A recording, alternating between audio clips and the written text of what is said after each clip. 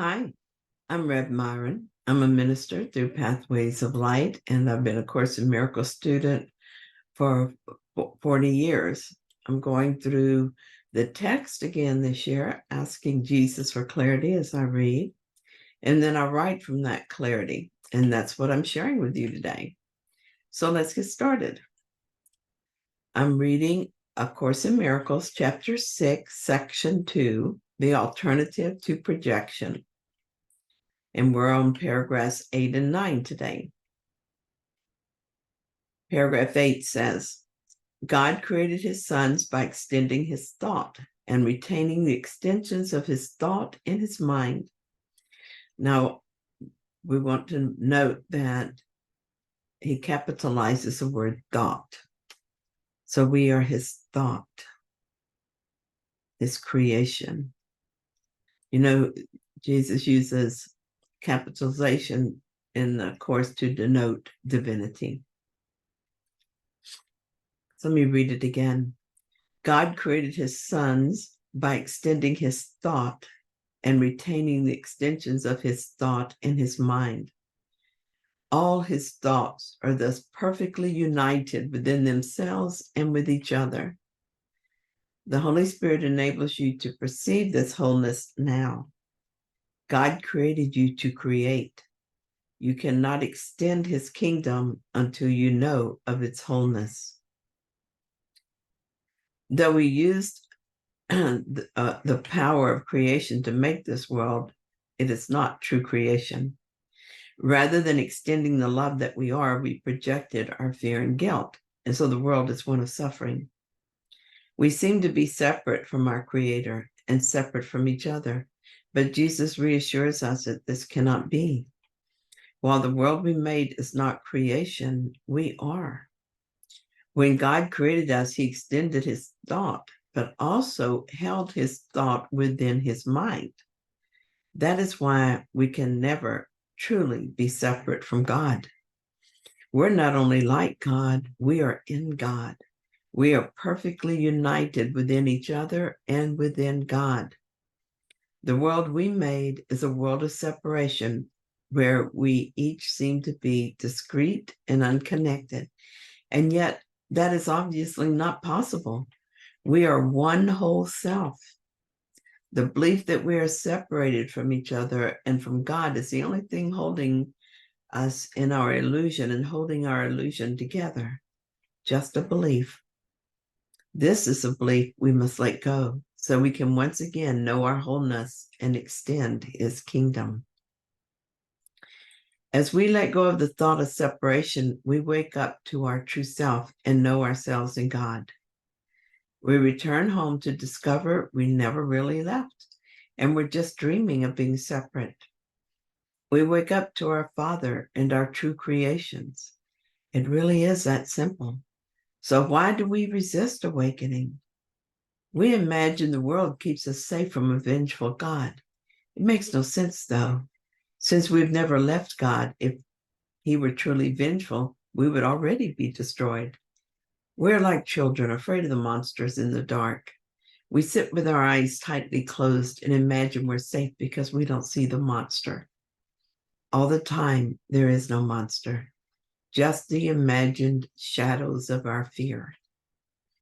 Being in God, we are perfectly protected, are in no danger from our illusions. No matter what seems to happen to these illusory bodies, we are safe. We can dream of being separate and in danger, but we cannot actually do that. And because we are in God, it is possible and perfectly safe to awaken from this dream. But do I truly believe that I'm safe at home in God and that I only imagine this world? I remember something that happened several years ago when I was contemplating this idea. I asked myself that very question, and I heard only whispers of dissent. The ego was afraid, but I'm not the ego, and its voice was fading from my mind. Then the ego asked if I believed my son was real and reminded me of his upcoming surgery. So I considered this. Will I be so certain that he is not real when he is under the knife and in danger? I asked the Holy Spirit about this, and he reminded me that my son is very real and he is with me in God. It is the story of his suffering that is the illusion. I asked that my mind be healed of the lingering belief in the illusion.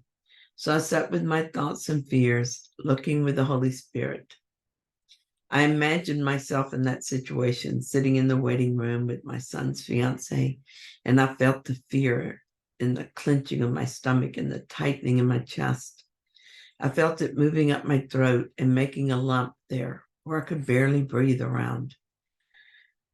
The fear melted out of me as tears. I watched this happening, knowing that this was exactly what needed to be healed. It was not pleasant feeling that awful fear, but it didn't take long to pass since I didn't fight it. It came up so that the Holy Spirit and I could look together, and together agree that this cannot be. How can a thought of God be endangered? This is so much better than the way I used to do it. I used to ask for help and then put up a wall against that help. It seems so wrong, so disloyal to not be afraid for my son. But I learned to look at that wall with the Holy Spirit, and together we agreed that it was unnecessary. I saw that love is not fear, and I watched as the wall crumbled before my eyes. The ego tried to worm its way back into that moment with the Holy Spirit, asking what we are to do next to achieve this healing. And I told him, was told that my part was done. The Holy Spirit would do the rest. I was to rest and trust and allow it to happen. Paragraph 9. Thoughts begin in the mind of the thinker from which they reach outward. This is as true of God's thinking as it is of yours. Because your mind is split, you can perceive as well as think. Yet perception cannot escape the basic laws of mind. You perceive from your mind and project your projections outward. And you project your perceptions outward. Although perception of any kind is unreal, you made it, and the Holy Spirit can therefore use it well. He can inspire perception and lead it toward God. This convergence seems to be far in the future, only because your mind is not in perfect alignment with the idea, and therefore does not want it now. This first sentence explains how we made the world we see. First, we thought of it, then the thoughts took form. This is the way God made us as well. We know from the previous paragraph that God's thoughts remain in his mind, and so we know that this is true of our thoughts as well.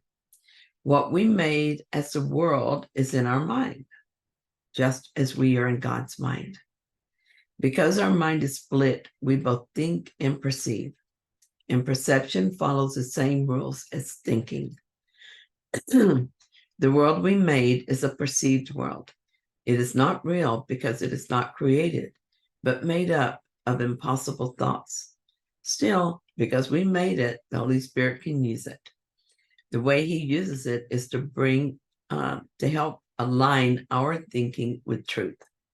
He inspires our perceptions and therefore turns them toward God.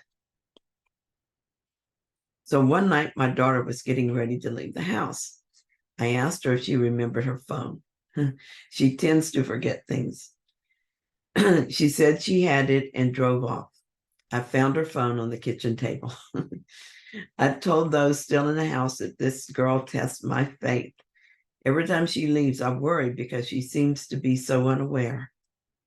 I meant it as a joke, but it didn't feel funny to me when I said it out loud, and I immediately regretted my words. Here is how the Holy Spirit inspires my perceptions and turns them toward God.